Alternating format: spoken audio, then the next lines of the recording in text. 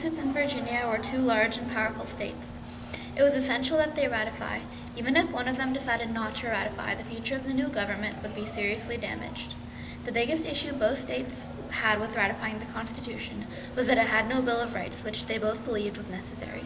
The first test was in Massachusetts. Even though the debate was fierce, in the end they decided to ratify. The second obstacle took place in Virginia.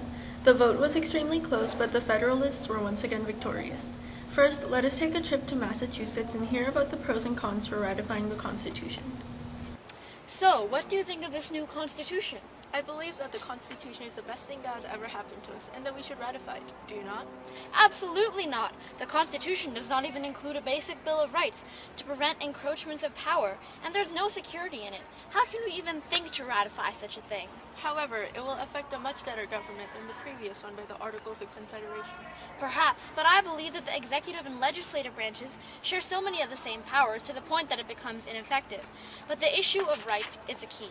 I shall ratify only if we do so with a Bill of Rights. Pish-posh. Amending before ratifying, that's the most ridiculous thing I've heard. This Constitution is strong enough without a Bill of Rights. Let us amend before ratifying. Did you know that the Constitution doesn't even give trials by juries, even in civil cases? And 9 out of 13 states are needed to ratify, meaning that the other 4 will still be left unhappy.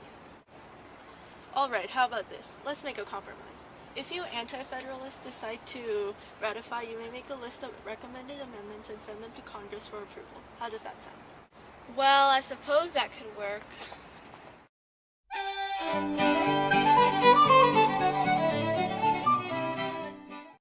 So, what do you think of this new Constitution that is being debated over? Do you believe we should ratify?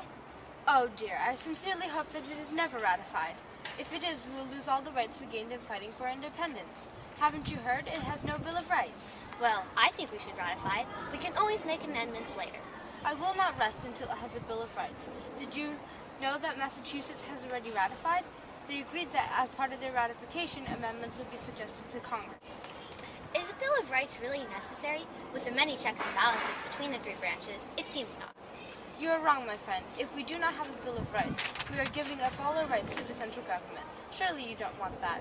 No, I believe that a Bill of Rights is essential to the good of our nation. Massachusetts was the first state in which Federalist supporters had serious anti-Federalist opposition.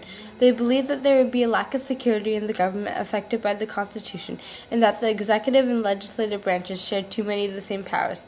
After many debates, both sides made a key compromise that the convention would recommend amendments to Congress after the Constitution went into effect.